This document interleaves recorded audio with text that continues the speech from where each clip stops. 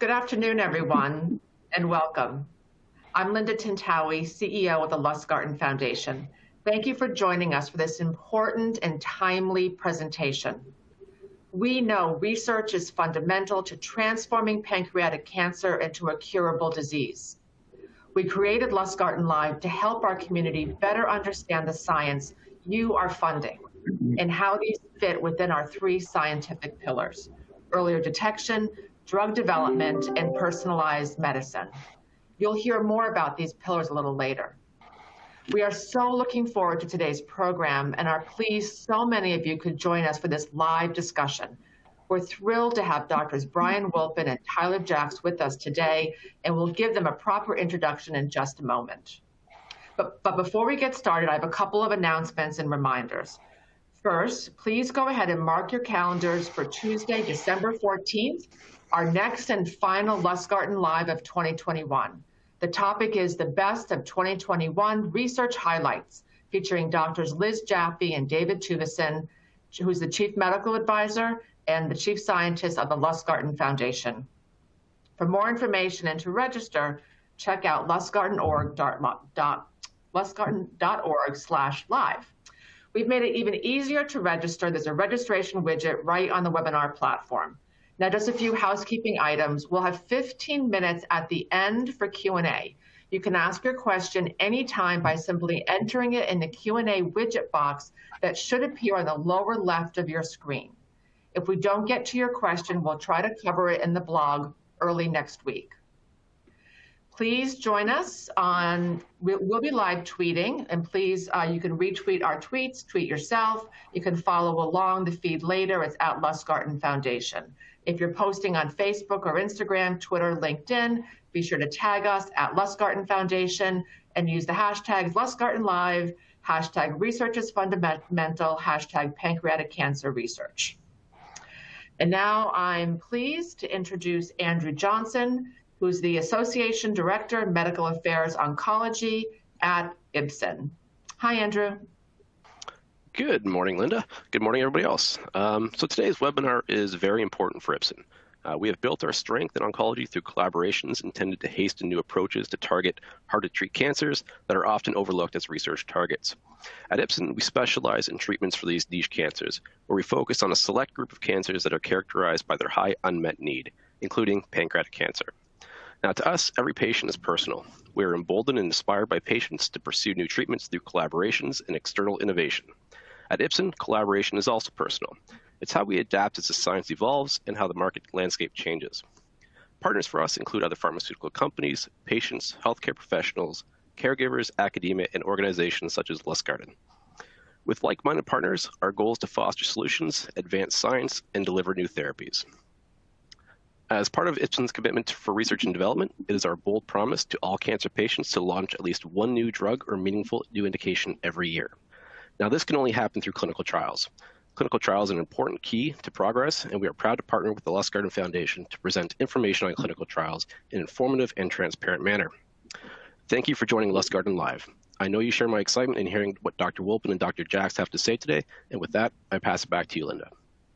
Thank you so much, Andrew. We are so grateful to both Ipsen and Elevation Oncology for their support of our LustgartenLIVE discussion here today.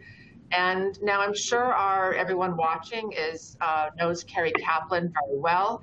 Carrie is the president of the Lustgarten Foundation, and she's going to help us set the stage for today's conversation. I'm sure most of you have heard me talk about the Foundation's belief that research is fundamental, and that has been true since the very beginning, and Carrie's going to talk about the history of the Foundation with our clinical trials and with our research. Hey, Carrie.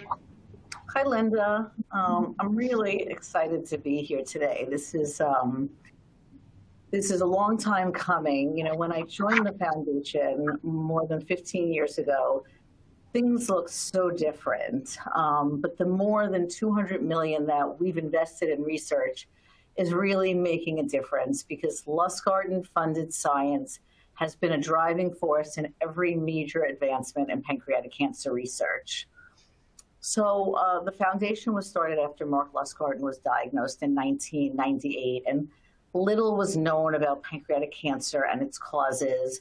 And really, the foundation was created to change that reality. And at that time, we started from ground zero. I mean, our initial projects, as much as we would have liked to have gotten into clinical research then, our initial projects were really about luring the scientists to join the field of pancreatic cancer. It was this chicken and egg situation where very little funding was going to pancreatic cancer research. So there were few scientists studying the disease, which meant that, funding was low, the amount of researchers were low. So, our first tact was to really attract scientists, and we started really funding very basic research to establish a baseline to understand pancreatic cancer, understand the causes. So before we could even dream about clinical trials, science needed to establish the basic research that we built from, many of the building blocks that have brought us to where we are today. And I wanted to just sort of highlight two things that I'm really proud of that Lustgarten funded that was really important to pancreatic cancer clinical trials. David Tuvison, who's now the foundation's chief scientist, he created the first mouse model for pancreatic cancer. And I think you'll hear today from Dr. Jacks and Dr. Wolpin, I mean, that preclinical model is used for so many compounds that go into trials. Dr. Tuvison actually trained under Dr. Jacks, and this was a project that they worked on very closely. And then many of you know Dr. Bert Vogelstein, who leads our dedicated lab at Johns Hopkins, and you may have met him at our inaugural Lustgarten-LIVE this past April. Well, he was funded, to lead the Pancreatic Cancer Genome Project. It's one of the most significant achievements in establishing that baseline of understanding and the cornerstone for many of the advancements in early detection and new therapies. So today's discussion, you'll learn more about how that early work in the lab by doctors, people such as Dr. Tuvison and Dr. Vogelstein, really advancing patients now and moving closer to our goal of translating pancreatic cancer into a curable disease with such things as these really important clinical trials and more effective therapies. So I'm excited to hear more from Dr. Rakeman and Dr. Tuvison, and Dr. Jackson, Dr. Wolpin, and about the clinical trials. So Andy, thanks so much for moderating with us today. So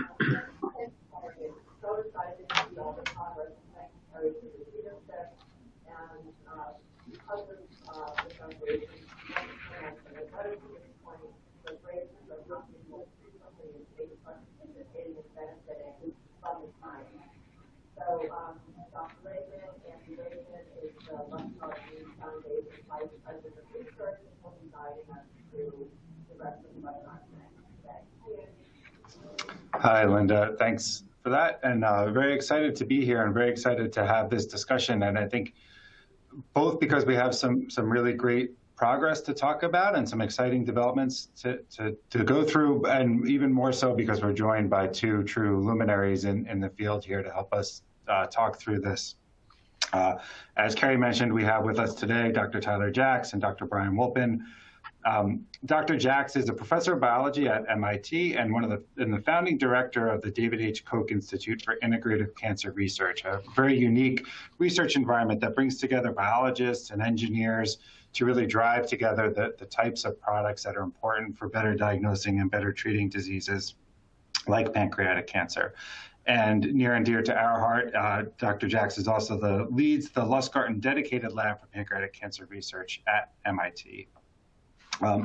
And we're also joined by Dr. Wolpin, who's a medical oncologist and the director of the Gastrointestinal Cancer Center and director of the Hale Family Center for Pancreatic Cancer Research at Dana-Farber Cancer Institute. And like Dr. Jacks, Dr. Wolpin also leads a Lustgarten dedicated pancreatic cancer research lab at Dana-Farber, where he drives forward both the discovery and clinical research in pancreatic cancer.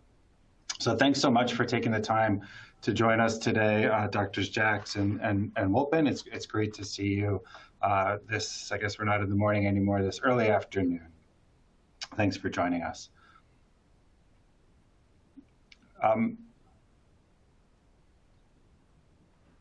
So we have a lot to go through today, and I think we're going to get into some of the science and talk through some stories that really show about the unique kinds of collaborations and connections that help us link the discovery research into clinical research and what it takes to move that forward.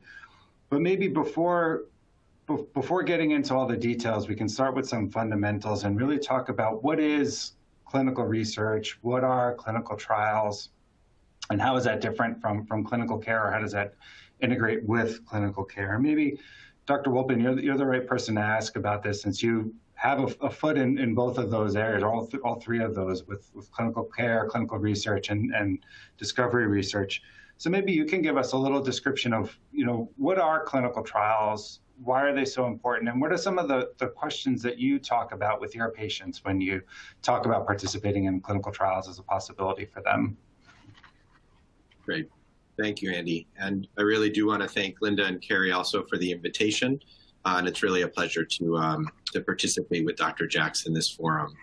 So as a medical oncologist, I see patients in clinic in addition to doing laboratory work. And really, clinical trials are exceptionally important to us. I think it is important to start off, what is a clinical trial? So a clinical trial in a general sense means when we want to evaluate something new to try to help our patients, right? In this case, we're talking about pancreatic cancer. That definition obviously is much broader than that for many different diseases. But it's basically saying we have a set of therapies that we know may be effective from prior studies, but we want to do something new. And I think what we're going to talk about today is a lot about treatment trials, but clinical trials also, again, are more broad than that. They say testing a new exercise intervention or a new blood test for early detection, like was talked about at the last forum. These are also clinical trials. It's really trying to evaluate new things in patients. And then I often also get a question when I talk about trials with my patients about phases of trials, right? There are phase 1, 2, 3, 4. And again, this is just telling us where along the development pipeline of this treatment is the testing going on. So a few important points that I think we should highlight first. One, I think it's always important to know that clinical trials are voluntary, right? People are not forced to do clinical trials. This is something that they can choose to do.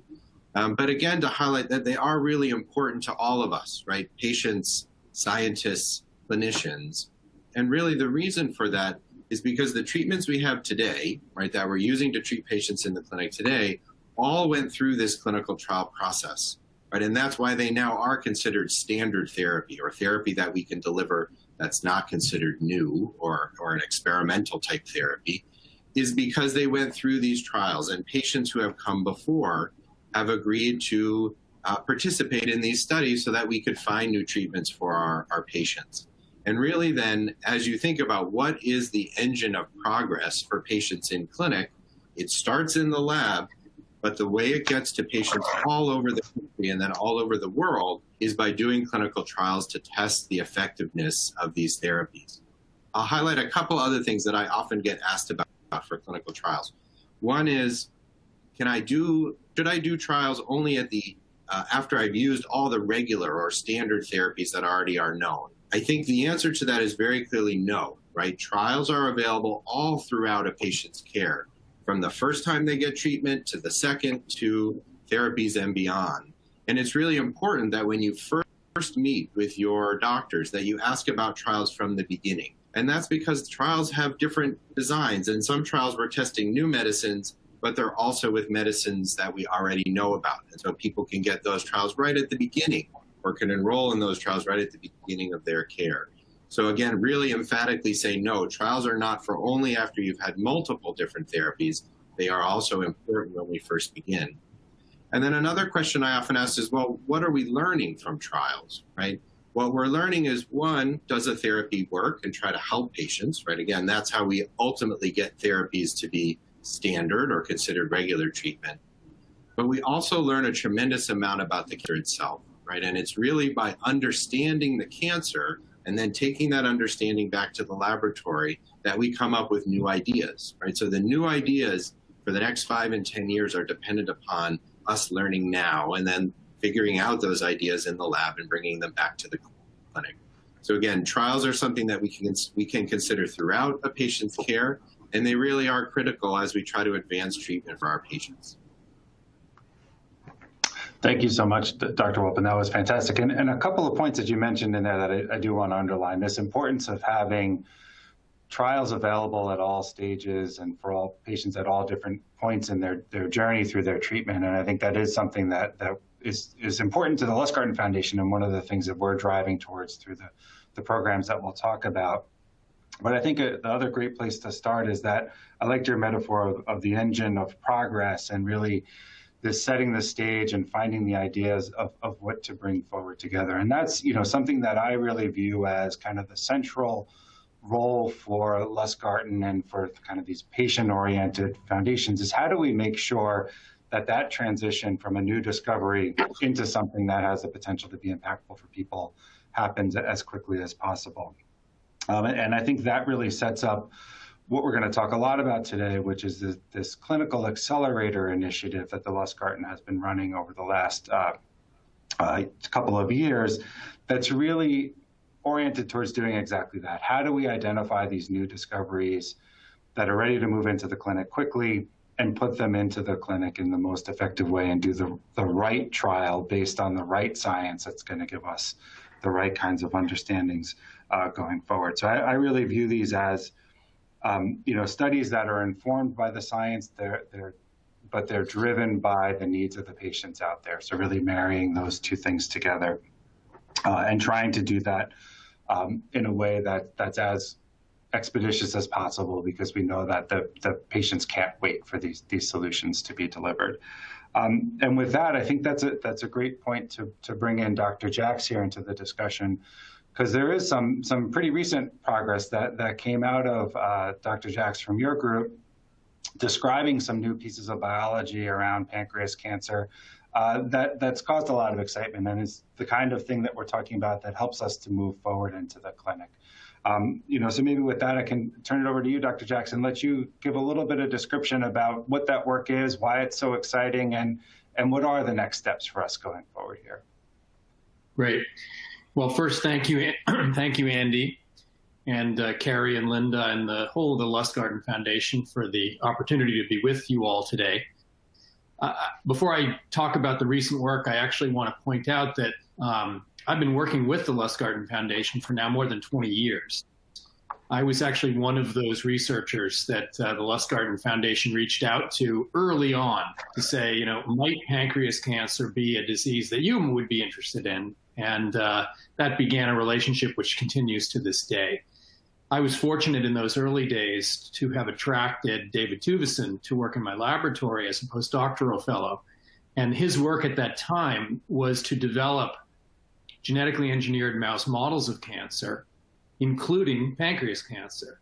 And Carrie alluded to the fact that much of the preclinical work that goes on today in our field is based upon the models that Dave Tuvison produced at that time and then refined over time.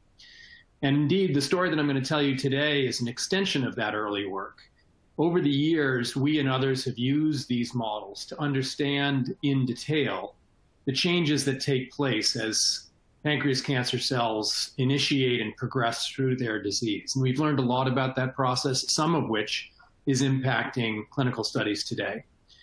An area that has had less progress, however, is the interaction between the developing cancer and the immune cells that have the potential, at least, to recognize the cancer cells as foreign and, in the best of situations, eliminate them.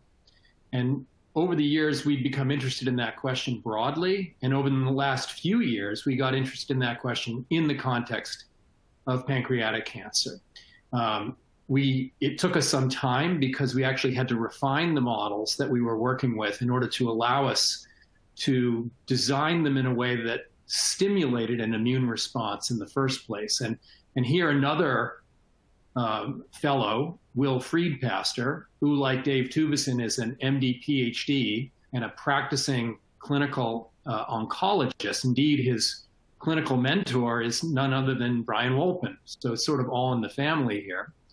Will Friedpaster took it upon himself to develop new models in the mouse that could stimulate an immune response to allow us to study the interaction of the immune system and a developing cancer in the pancreas. And without going through all the details, I'll tell you that in these models, which are quite aggressive, a fair number of the mice will succumb to their disease in a short number of months. But interestingly, sometimes the immune system wins the battle and actually eliminates those cancers before they ever develop. And that was encouraging to us because it suggested that under the right circumstances, we might be able to provoke an effective immune response against the disease. And so Will and colleagues in the lab, and there were many who contributed to this work, began studying the details of how the cancers that did escape immune recognition and immune clearance might have done so. And they did very in-depth molecular profiling studies of the cancer on the one hand and the immune cells on the other. And they were able to discover that there was a set of pathways that were altered and upregulated in the context of immune evasion. This process of immune evasion we've become familiar with in cancer.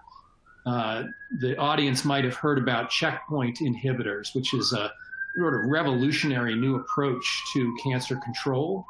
These are agents which can reawaken immune responses against cancer. And we were looking for the possibility that those same pathways might be at play here.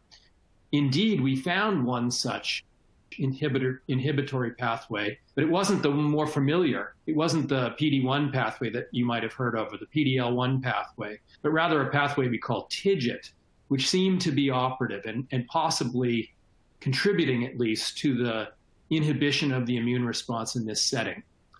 And with that information, Will and his colleagues set about to do preclinical studies in these mouse models to see whether they could develop therapies based on these discoveries that would work first in the preclinical setting and then hopefully in the context of a clinical trial work in patients. So they did that, and it was an extensive study working with multiple agents alone or in combination.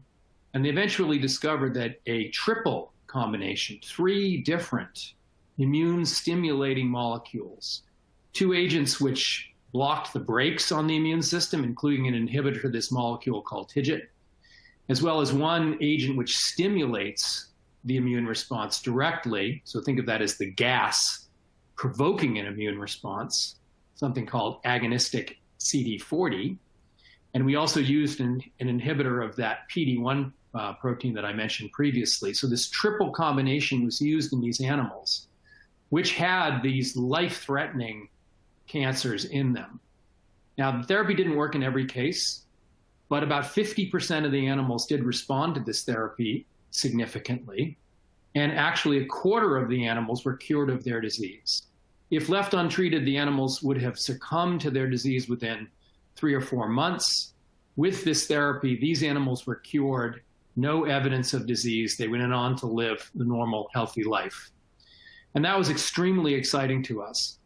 And it represents an important example of discovery science leading to new clinical concepts that can be tested in clinical trials. And in part because we've been hoping to get to that point in our lab for some time, in part because Wilfried Pastor is a medical oncologist, in part because of our connections to Brian and the Lustgarten Foundation. We were extremely well positioned to take that step. And we began to talk with Liz Jaffe and her colleagues in the Clinical Accelerator program that you've just heard about, and proposed to do a clinical study in humans, testing the same 3 agents now in patients with pancreas cancer. The progress has reached the point where we're in discussions with the Food and Drug Administration. Those are going well. We have agreement from the drug companies that will provide us the drugs necessary. And we have worked with clinical colleagues, including Brian, to set the stage for a clinical study, which we hope will be undertaken as early as the first part of 2022, so in just a few months from now. And we're extremely excited to see the results of those studies, needless to say, and we're encouraged based on the work that we've done preclinically.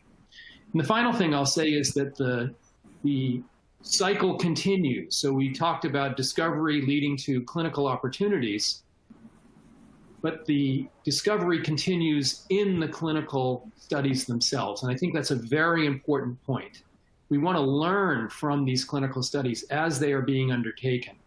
And so not just did the patient respond or not, did their tumor respond or not, but what actually happened? And can we learn from that with the ultimate goal of improving the therapy to benefit even more patients? And so one of the things that we'll do at MIT is to study these same molecules and these pathways using the kinds of profiling methods that I mentioned to explore those patients who did respond and try to understand why, as well as patients who might not have responded so well and try to understand why not.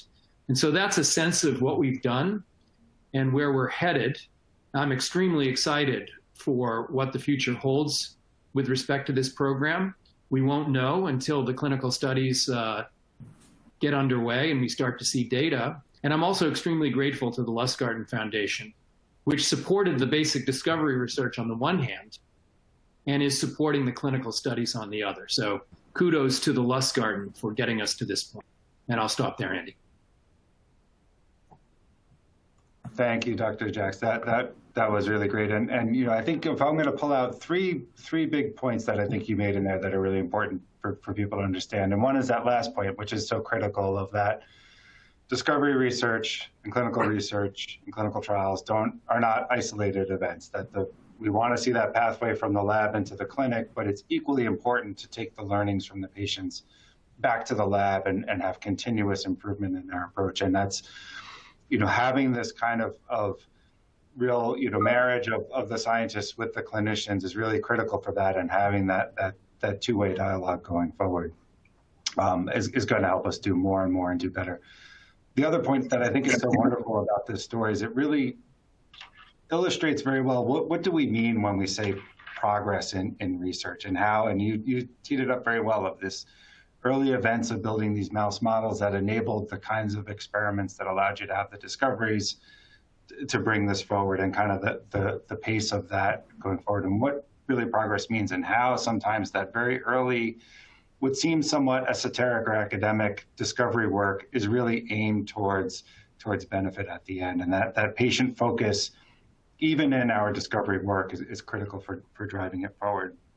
But the last point, I think that's probably the most universal that you touched on across, is the importance of the people connections that happen that really enable this to go forward. That, you get a lot of credit for things yourself, Dr. Jacks, but being able to recruit some talented clinician scientists into your group seems to have been a real driving force for things going forward. And having, across the river, the folks at Dana-Farber that you can talk with and collaborate with and have that clinical basic connection is something that's also very important. And I think, again, speaks to what I view as what's the role for the foundation here, and it's helping to make those connections stronger.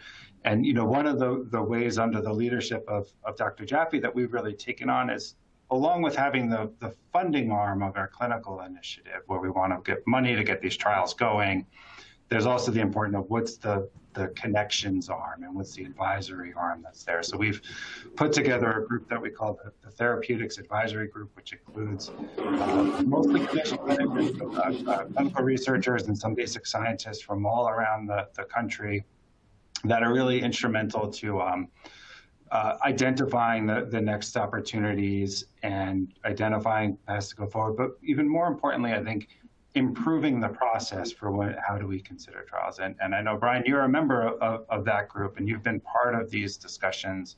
So, so maybe you could shed a little bit of light on what's so valuable about that team. Why do you volunteer your time to be part of it, and kind of what comes out of those discussions? Oh, sure. Thanks, Andy. So I think a question I get often in the clinic from patients is whether different institutions and different investigators across the country are working together, right, to fight and figure out this disease. And I think the answer to that is a resounding yes. We absolutely are working together to figure out this disease. And I think the Therapeutics Advisory Group is a great example of that. And it really is an example of how the Lustgarten Foundation in particular has really brought together researchers and clinicians from all over the country to work together. So I think, as Andy was saying, there is a lot of research work that's now going on, and in large part because of the support of the Lustgarten Foundation to investigators all over the country. But we need to come together as a team in terms of all of the scientists and the clinicians across the US to say, what's ready, right? What science is ready to go into patients and be evaluated? And how do we think through what each of us is doing, how that may be complementary, someone's work may be complementary to another, or how we might work together and do a little more work to get it ready to be a clinical trial in patients. And so really those meetings, and we meet regularly as the Therapeutic Advisory Group, relate to where the science is across the investigators at different institutions, and how do we promote that work in a collaborative way to get us to a point where we're ready to take this into patients. And again, I really feel like Lustgarten has played a key role in making that happen.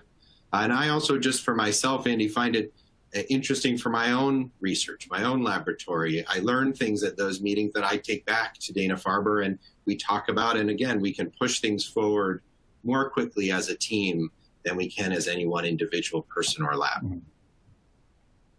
Thanks, Dr. Wolpin. That's great. Can you give maybe a couple other examples? I mean, we've heard about this new immunotherapy trial targeting TIGIT that's going to get started. What are the other types of new science-driven trials that have either just recently launched or are getting ready to launch that you're excited about? Yeah, absolutely. There are actually quite a number. And I really do emphasize what Tyler had said before, and Carrie also, which is this building of a scientific community who study pancreatic cancer has just so rapidly accelerated the ideas and the clinical trials that we now have. It really is driven by the science first, right? We figure out in the laboratory how things seem to be working, and then we take that information and we try to bring that to patients as quickly as we can. But you need that foundation of science to make that happen.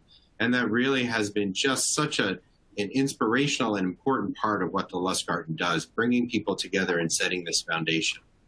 So one of the trials we can talk about, and there are several which we can go through, but one was actually the first trial that was approved by the Clinical Accelerator Initiative and is now open and enrolling at Johns Hopkins University. And so this is a trial that came from science in Dr. Doug Fearon's lab, who's a distinguished scholar and has been funded by the Lustgarten Foundation for multiple years. And Dr. Fearon's an immunologist, so picking up on some of the things that Dr. Jacks was saying, he was interested in understanding why is it that these immune cells, these T cells in particular, can't come in and try to clear away the tumor cells as the tumor develops. And so what Dr. Fearon did is he tried to use his skills as an immunologist and apply them to pancreatic cancer. Again, it's this idea of bringing people into the field who might not have been studying this disease before, but have a lot of relevant and important skills to bring. And what he and his laboratory started to do is essentially try to figure out what's the fence, right? There seems to be this fence around these tumor cells that are keeping out the immune cells. And through a number of studies, including using the mouse models that Dr. Jacks and Dr. Tuvison developed, started to understand, well, what is the coating, in particular a molecule called CXCL12, that seemed to be coating some of the tumor cells and essentially repelling the immune cells. And then through more studies, and as Dr. Jacks says, this is a multi-year effort, but through more studies, figuring out how do you punch a hole in those fences that are around the tumor cells to start to let the immune cells out. And by doing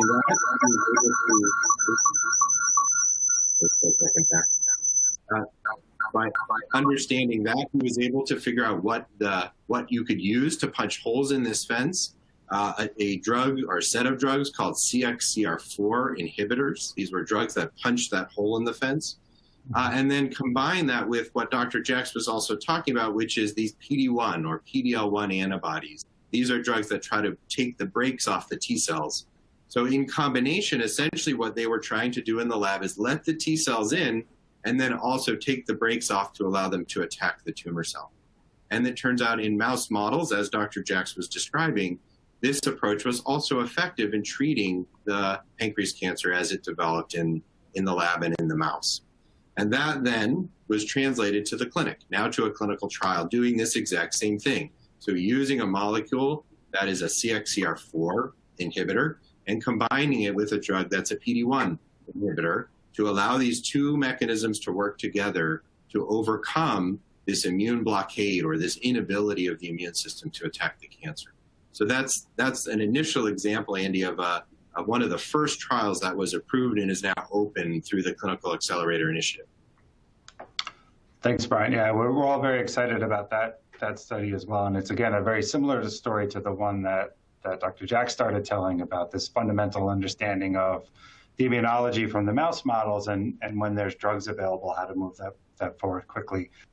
And I'm going to, I know we had another area that I want to go into a little bit more. And Dr. Jacks, you started talking about this important link back from the clinic to the lab and how we learn there. And I think we can do that, directly from learning from the data that we get from patients. But there's also these new models coming out where we can take, samples and pieces of the tumor and study them directly and do experiments on them in the lab, these so-called organoids or little bits of tissue that we can grow up in the lab. So maybe, Dr. Jacks, I don't know if that's something, if you want to comment on, or can you comment on a little bit of how much having access to patient tissue like that and being able to do experiments on, tissue derived from real tumors, how that's been important for us really driving things forward? Sure. The so-called organoid technology, which Dave Tuvison, whom we've mentioned a couple of times, was also quite instrumental in terms of applying this approach to pancreas cancer with our colleague Hans Clevers from the Netherlands, who really advanced this technology the most, I would say. But these bits of tissue, as you described them, from human origin or mouse, but let's focus on human, can be grown in the laboratory and maintain many of the characteristics that they had inside the patient. And that's a critically important thing. Sometimes when cells are removed from a patient and grown in the laboratory, they change and they become quite distantly related to what they were at the beginning. But these organoid cultures maintain the characteristics of the cancer cells. And as such, we can then use them as a surrogate, both to study what's different about those cells compared to normal, and also how they might respond to treatment in that setting, which is an easier thing to do than a clinical trial. One can test many different drugs in organoid cultures simultaneously, test many different organoids from different patients simultaneously, and thus learn a lot. The only other thing I would say here, Andy, is that in addition to these clusters of cells that grow as these three-dimensional spheres, these organoids, one can also add other cells to these cultures, including cells of the immune system, these T cells that are fighting the cancer, and test the interactions in that setting, outside of a mouse or outside of a patient. And again, our ability to study exactly what's happening there using some imaging methods and other methods is more powerful than we can do inside the body. So this is all being applied in real time. And we in my lab are doing that on mouse organoids as well as human organoids. One of Brian's colleagues at the Dana-Farber, Andy Aguirre, is a collaborator of ours, and we work extensively with his lab in trying to characterize human organoids, looking for molecules that might provoke an immune response, might lead to immune inhibition. So it's extremely powerful.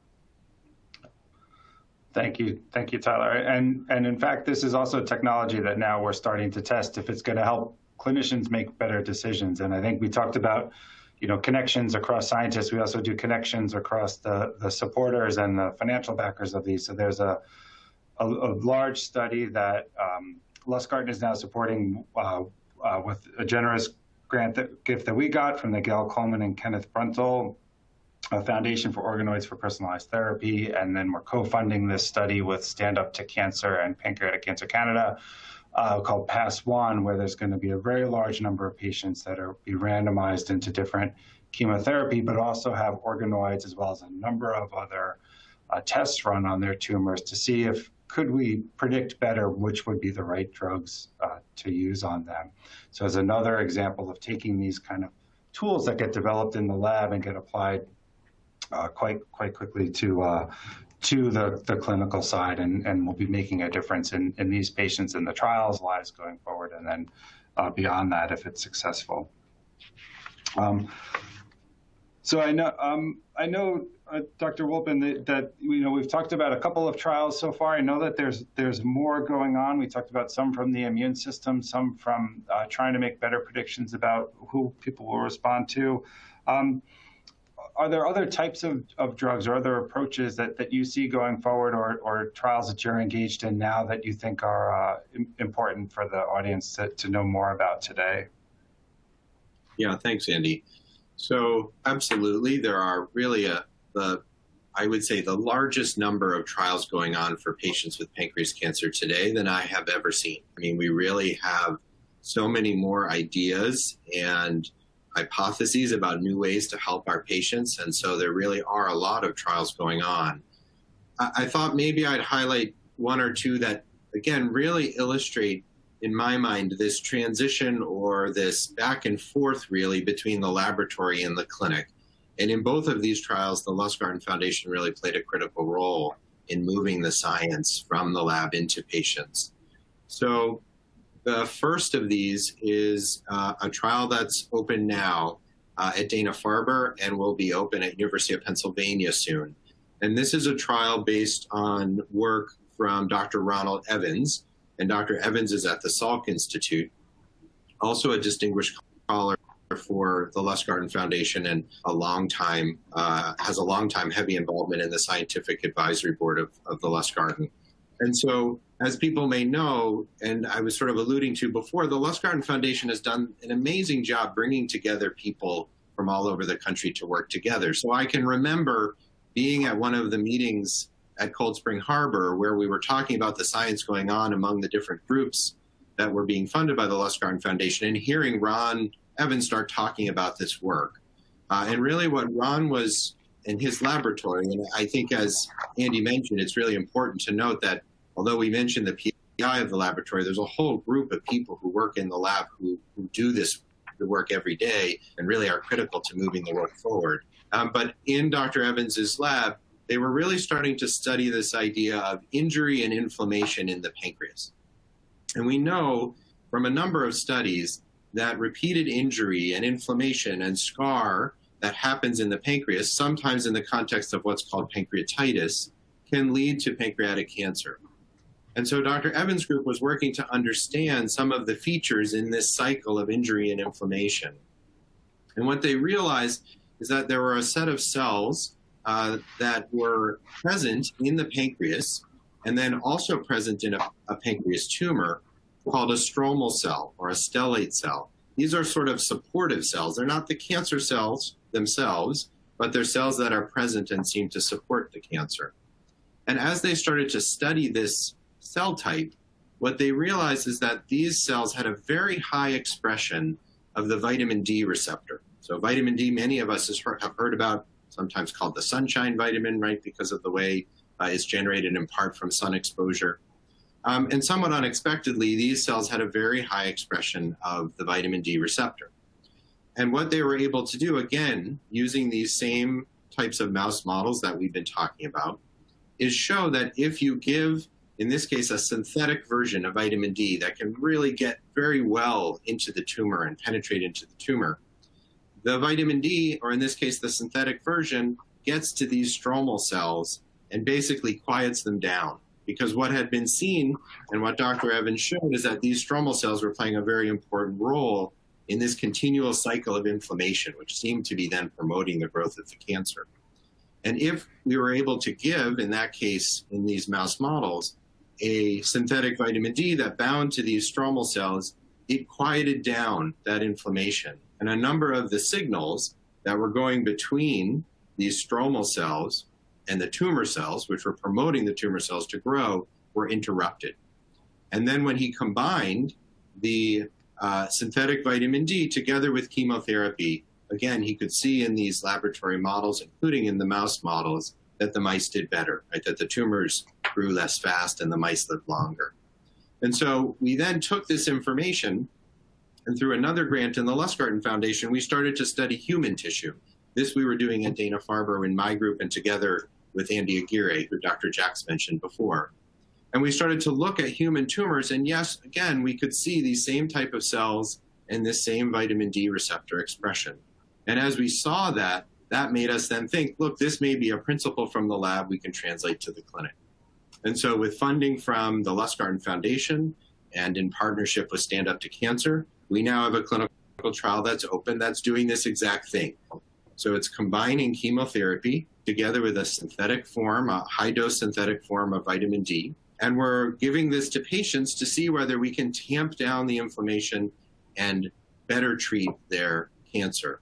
I think to go back to points that Dr. Jacks and Dr. Aikman have both mentioned, this back and forth, the patients on this trial are very kindly allowing us to take a biopsy of their tumor before they start on treatment, and then a biopsy of their tumor during treatment. Because we really need to know, is what's happening in the patient's tumor what we think should be happening based on the lab work and the mouse models? Because otherwise we just can't understand if it does work, why it did, or if it doesn't work, how to make it work in the future. And it's really that sort of understanding of how patients respond to therapy in a trial and taking that back to the lab that feeds that cycle of innovation and then progress for our patients. And so that trial is about 40% accrued. So about 40% of the patients have gone on to that trial so far. So we're still continuing. And our hope is really to learn, how does this therapy work? Is it effective? And then also, if it isn't, how do we do better the next time with our next iteration of this study? So Andy, I have another example too. What do you think for time? Do you want me to give another one also? I think it'd be great to hear another story, and then we'll wrap it up a little bit and talk about some other things. Okay. All right. Great. So again, I think another really nice example that I'll give of this back and forth between the lab and the clinic, and again, how Lustgarten has played an important role in that. So some of this work actually started here at Dana-Farber with an investigator named Alec Kimmelman. So Dr. Kimmelman's a radiation oncologist. He's at New York University now. When he was here at Dana-Farber, he was studying processes about how tumor cells use nutrients to essentially allow their growth and division. And as he was doing this, he characterized a process that has been known to exist in other cell types, a process called autophagy, or self-eating. It's basically a way that tumor cells that are in a very nutrient-poor environment can get nutrients to feed their growth. And what Dr. Kimmelman's lab realized is that autophagy was very upregulated in pancreas cancer. So there was a lot of this process going on. And in the laboratory, he and his lab showed that if we used medications to try to inhibit autophagy, prevent that process, he could treat pancreatic cancer again in tumor models and mouse models, and that this may be an effective therapy. So we then, this is a number of years ago, took that to the clinic. So we ran a clinical trial where we tried to do that in patients. But unfortunately, it didn't work, right? So not all the trials we run do work. We have to, though, as we said, learn why not. And so it turned out that we didn't think we were inhibiting autophagy, this process of gathering nutrients, sufficiently to treat the tumor cell. So this then intersects with work being done by Channing Dare's lab at University of North Carolina at Chapel Hill. And I would say both Dr. Dare's lab and also Dr. Kimmelman's lab were funded by the Lustgarten Foundation. And again, when you are funded by the foundation and you talk to one another, ideas present themselves that are new and innovative. And so Dr. Dare's lab was studying inhibiting the main oncogene in pancreatic cancer. And this story is a little long, but I promise I'll get to the point, which is a gene called KRAS. And so KRAS is mutated in over 90% of pancreas cancer. And so in Channing's lab, they were trying to inhibit this pathway. And interestingly, what they realized is if they used medicines to try to inhibit this pathway, the autophagy pathway went up dramatically. And so that is an immediate, as we can see, intersection with the work that Dr. Kimmelman's lab is doing. And so they got together and realized that if you inhibit both of these things at the same time, this is with something called an ERK inhibitor and then an autophagy inhibitor, it was more effective than doing either alone. And that this seemed to potentially be an effective approach to treat cancer, again, in the laboratory and in mouse models. And so getting together with Alec and Channing, we decided we should run a clinical trial that we were ready, right? We had seen enough data. This had been studied now for many years. It was time, right, that we tried this in patients and see if we can help our patients by this new type of approach. And so putting together these data, we opened a clinical trial, which is now open here and at University of North Carolina at Chapel Hill, where we're combining an ERK inhibitor with an autophagy inhibitor. And that trial's maybe a third of the way enrolled so far. And we're starting to see whether this may be effective. Again, similar to the trial together with Dr. Evans and the University of Pennsylvania, this trial also, we get parts of a patient's tumor to study in the lab. Again, really trying to understand if this does work, why is it working? Is it doing what we think it should be doing? And if it doesn't work, well, what's the next iteration we need to do to make it work, right? But again, it's really the bringing together of multiple labs, multiple people from across the country that have a commonality in terms of their interactions with the Lustgarten Foundation and then want to work together to bring the latest science to patients. So again, another example of really fundamental work in the lab taking a number of years, really then coming to a point where we feel confident this is time to evaluate in patients and then opening clinical trials to try to help patients based on the science. Thank you so much, Brian. That's fantastic. And the one thing early on that you said that really struck home with me is even in your estimation, there's more trials going on now and more new opportunities to drive things forward than you've ever seen. And I think to me that really points to why, right now, obviously there's more work to do, but it's such a hopeful time, right? And that there's more options coming forward. Not everything will work out. That's the nature of science.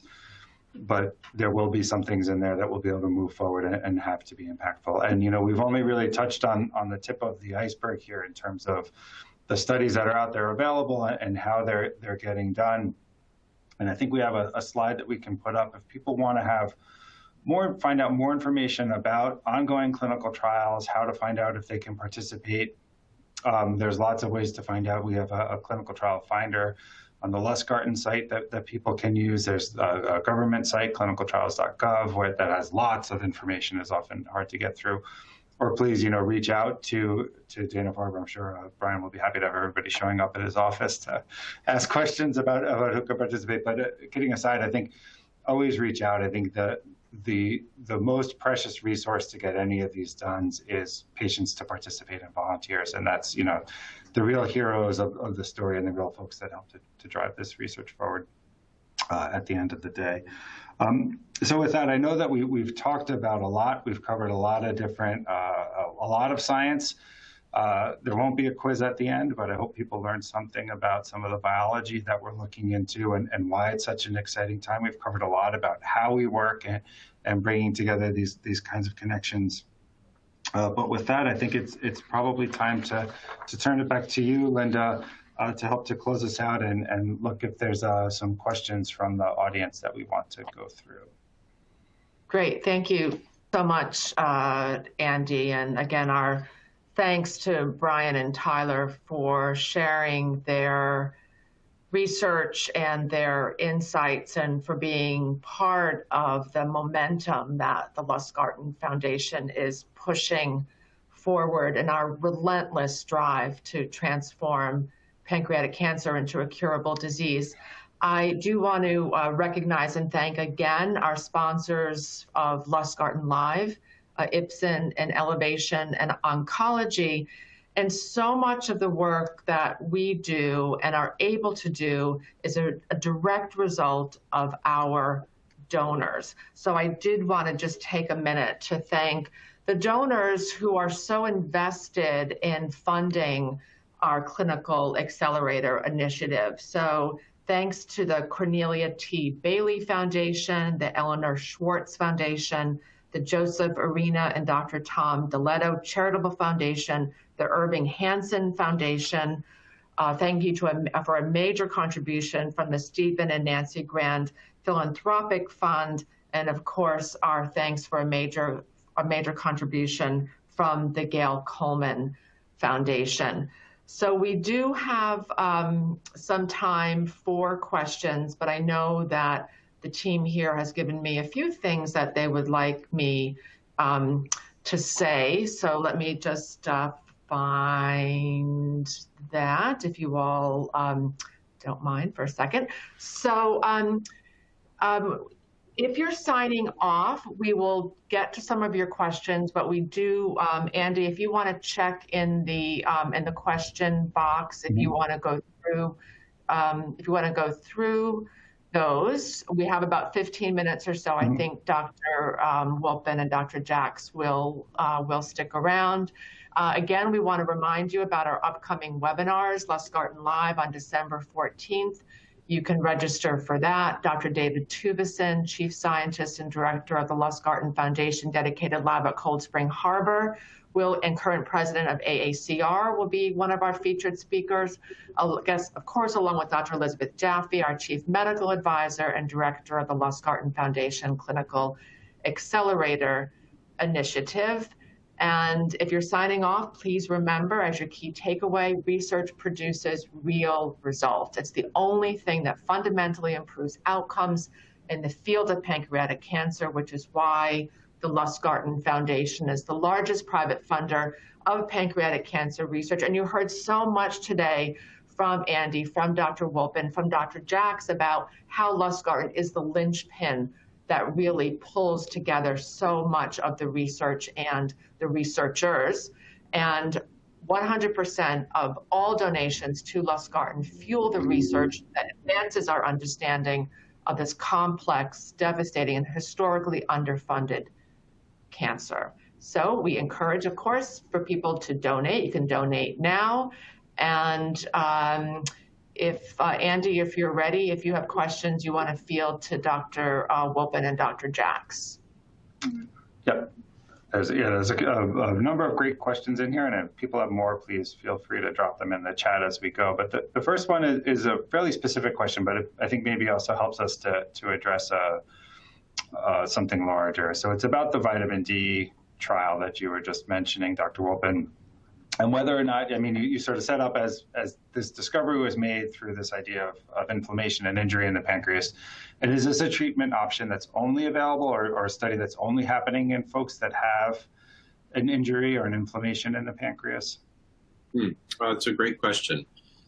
So I would say this injury or inflammation type cycle in the pancreas seems to be a relatively common phenomenon in pancreatic cancer. So it's not only for patients who have had a known inflammatory condition in the pancreas before. Again, sometimes clinically that's called pancreatitis. But this really seems to be a more universal phenomenon where this inflammation and scar that forms in the tumor is present across many, many pancreatic cancers. And so I think the short answer is no. This is not only for those who had a clinical diagnosis of an inflammatory condition.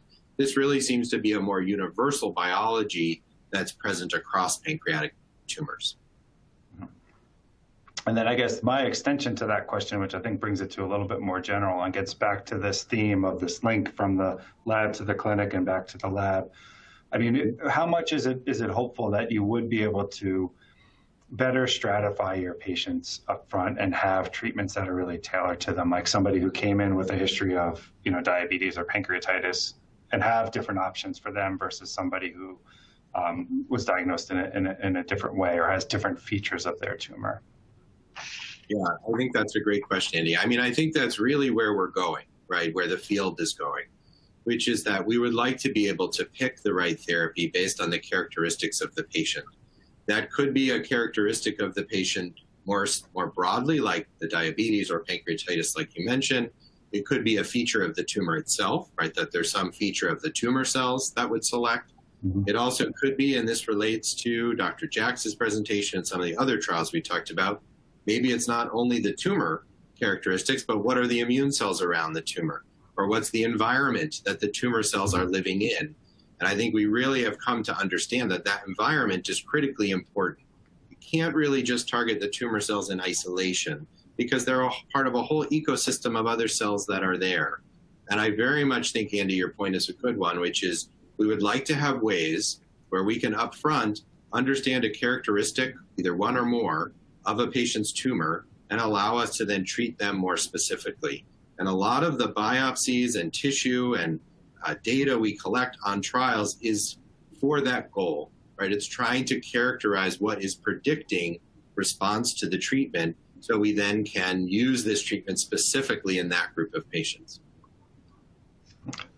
Thanks Andy, so much. if I can just add a comment there, I think related to what Brian was just saying, that in addition to having the tissue, one needs molecular tests to sort of characterize the tissue. And one thing that's happened over the last several years is the tools that are available to us to do that at greater and greater depth with greater precision have really changed what we can see when we do that. So I expect, you know, sort of what's behind your question. I think each patient will be evaluated through those lenses and give us a much clearer view about what is the right therapy for them.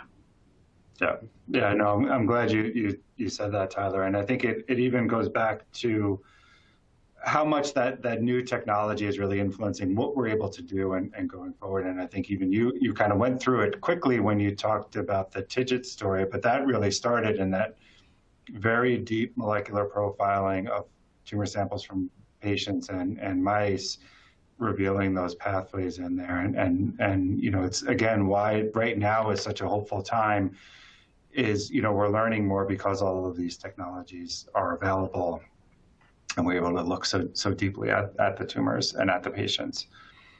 The next question I'll bring up is a little bit of a shift in topic, but I think fits nicely with what we've been talking about. So all of the trials that we've discussed have been about therapies and interventions, but I know, Dr. Wolpin, you mentioned at the outset that that's not the only clinical research that happens, that's not the only things. And a key goal for us as a foundation is developing new tools to detect pancreatic cancer earlier. And I know there's been some excitement lately. There's been some moves, some new tests that have been out there that have become available or moving forward into the later stages of development to detect pancreatic cancer earlier.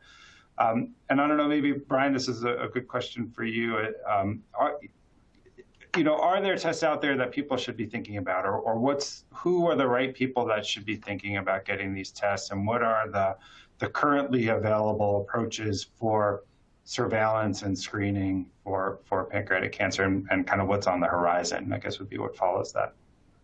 Yeah, sure. Thanks, Andy.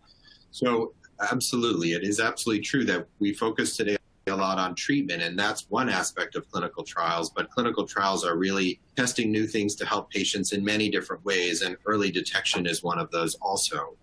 So I would say in terms of who do we do screening for pancreatic cancer right now? There are a few groups where we do that. One is a group of individuals who have either an inherited risk of pancreatic cancer because they have an inherited mutation that predisposes them to get pancreatic cancer, or they have a very strong family history, meaning multiple members of their family have pancreatic cancer, but we may not know a specific mutation. Either they don't have one, or it's one that we don't know yet, right, that we're still working to understand, but we haven't identified yet.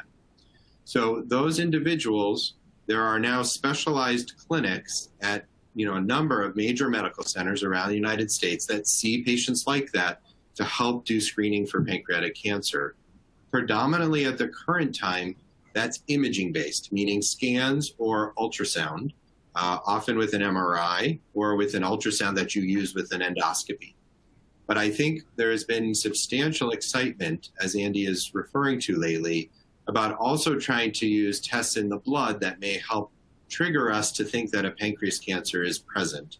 And there are a number of tests that have been making their way through, again, the clinical trial approach, right? Because that really is the way that you make advances for patients.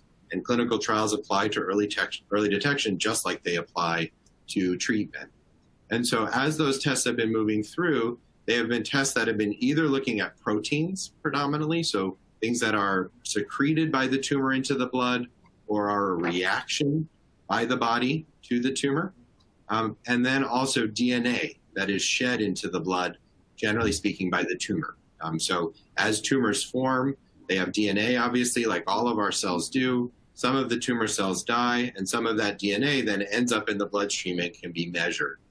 And so several tests now are making their way or have recently entered, just starting to enter clinical practice, where we start to use blood tests to try to hone who is at risk for this cancer.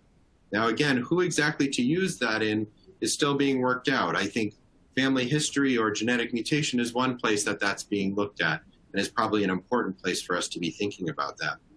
I would say another group are patients who have cystic lesions of the pancreas.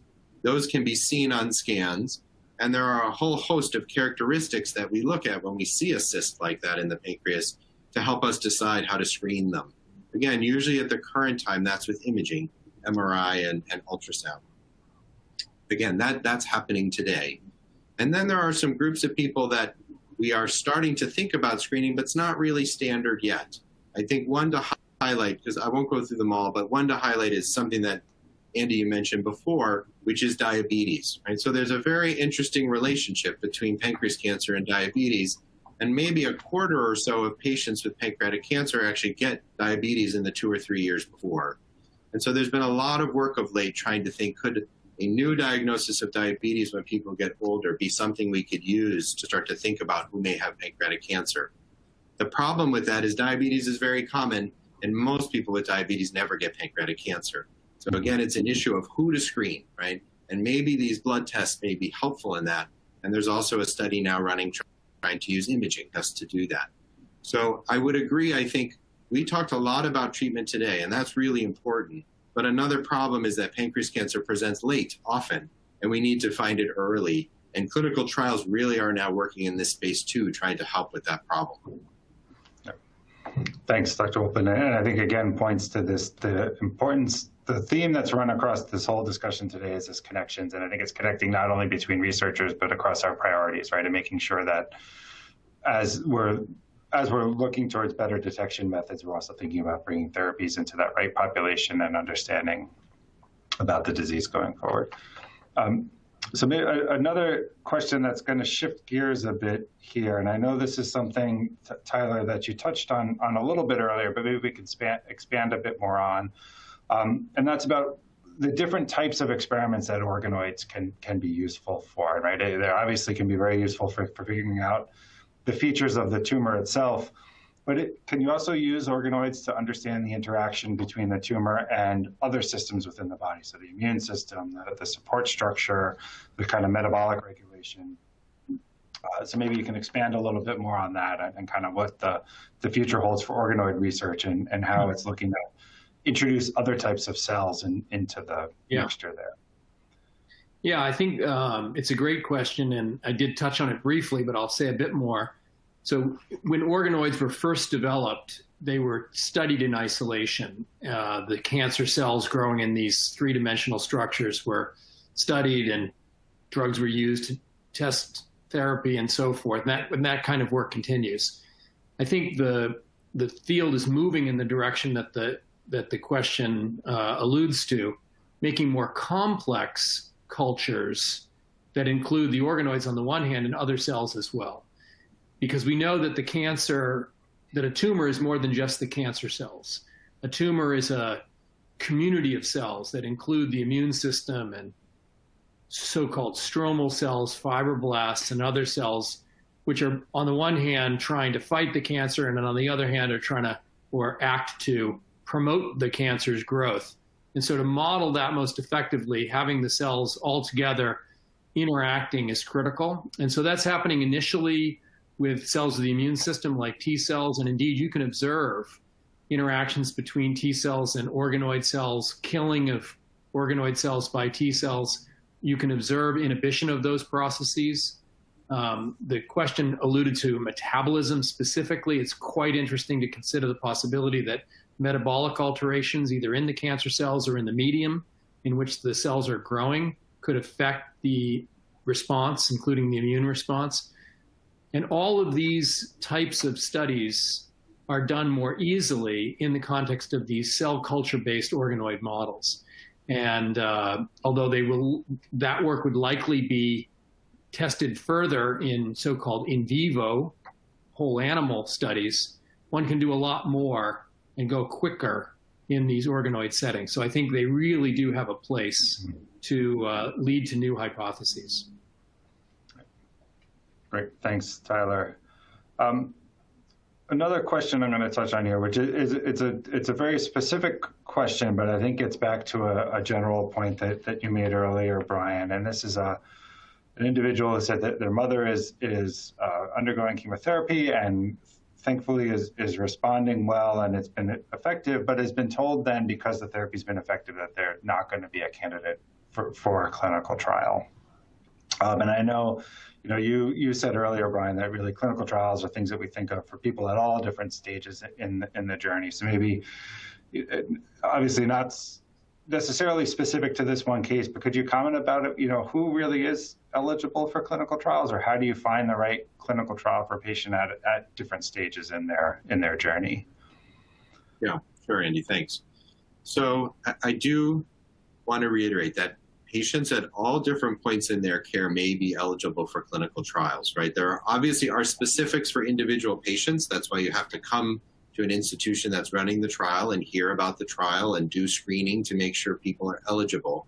But we usually think of trials in terms of lines of therapy, right? So when someone first presents with their cancer, meaning they say have a pancreas cancer and cancer in the liver, right? So what we think of then is, well, we want to have a clinical trial for patients who have metastatic pancreatic cancer and have not received treatment before, right? And so we have a set of trials like that. That's actually the trial in reference to the work with Dr. Evans and the synthetic vitamin D receptor agonist. That's that kind of trial. It's with chemotherapy. It's for patients right at the beginning of their care. It does mean, though, if someone came to us and they had already received some chemotherapy, they wouldn't be eligible for that trial. But they may be eligible then for others, right? And so another example we gave was the trial of the ERK inhibitor with the autophagy inhibition. That's actually a trial not for patients right at the beginning of their care. That's for patients who have had either one or two prior therapies. And actually the CXCR4 PD-1 antibody trial is similar to that, meaning it's not for right at the beginning, it's after patients have already had some therapy and are looking now for their next therapy. What I would say as a general principle, and this I guess is for my own practice, but I think many oncologists think this way too, is if someone's on a therapy and it's working right now, I don't usually take them off a therapy that's working to put them on a trial. It's very fortunate, and we should be happy that the trial we're using now is working. If that current treatment stops working, or the side effects of that treatment are too much and they need to come off it, then we would think about a trial for their next therapy. But oftentimes, if a trial is effective for someone, we want to continue that because that's generally beneficial to them, and we can consider a trial when they need to come off that therapy and think about something new. So is that, you think, Andy, getting at the question? Yeah, exactly. And I think it's really that point of this is a conversation that patients and their families should probably continue to have with their physicians throughout and continue to look for options. And I think one thing that maybe you didn't mention that's worth mentioning is there's more ways to participate in clinical research than only participating in interventional studies, right? And there often will be opportunities even for people that are being treated effectively to be able to share with their data or their tissue samples that will help to drive the research forward as well. Yeah, that's really a great thing to emphasize, Andy. I think, one of the principles of big academic cancer centers is we need to learn from every single patient who we meet, right? It's our responsibility to the patient in front of us that we do that, and it's absolutely our responsibility for all the patients we're going to see in the next year and the year after that. And we really do try to learn from every single patient we meet. And that can be from individual characteristics of that patient that we learn when we talk to them. That can be from them participating in, say, database type projects where they allow us to include their data together with other patients so we can learn things. It certainly relates to what Dr. Jacks was talking about before with molecular characterization, right? We can do that and learn about patients' tumors. And as we aggregate that information across more and more patients, we learn more, right? And we understand more about how to treat the overall group of patients with this disease. So I absolutely agree with you. There are many ways to contribute to the clinical research that's going on. Trials are one, but there are many others too. Okay. All right. So Dr. Wolpin, Dr. Jacks, thank you so much for joining us today. I think there was a lot of information here. I know it's probably a lot for many people on the call to digest, but I think I know I'm leaving this feeling very energized and hopeful at knowing that the research is moving forward, knowing that there's still a road for us to cover, but that we are moving in the right direction there. And thank you so much for sharing that with us today and helping us move forward. And I think the other lesson that really comes through loud and clear to me, and this last question I think really touched on it, is this research only moves forward because patients and their families stand up and say, this has to go forward. And that's what gives all of the energy that drives Lustgarten moving forward, gives all of the material and participation in research to help us to learn more to advance. So thank you for joining us. Linda, do you want to close us out? Yeah, thanks, Andy. So Andy did such a great job moderating and really connecting the pieces of the research that Lustgarten is advancing, and for so skillfully bringing together all of Doctors Wolpin and Tyler and Brian's great work and why it's so important to patients. I want to make sure that I correctly credit an important gift to the Lustgarten Foundation supporting our PASS-1 trial, the Gail Coleman and Kenneth Berntel Organoids for Personal Therapy grant. If we didn't get to your questions today, we'll do our best to answer via email or on our Twitter feed. And again, thank you to Doctors Wolpin and Jacks. And a big thank you to all of you. Community is power, and all of you being here together to listen to the work that we're advancing is so powerful to me, to Andy, to Carrie. And thanks to you, we will continue to move our mission forward and transform pancreatic cancer into a curable disease. Thank you, everyone, for participating. Have a great rest of your day. We'll see you December 14th at our next LustgartenLIVE. And we are out of time, but never out of touch. We're always just a phone call or an email away. Please reach out if we can help. Thanks, everyone.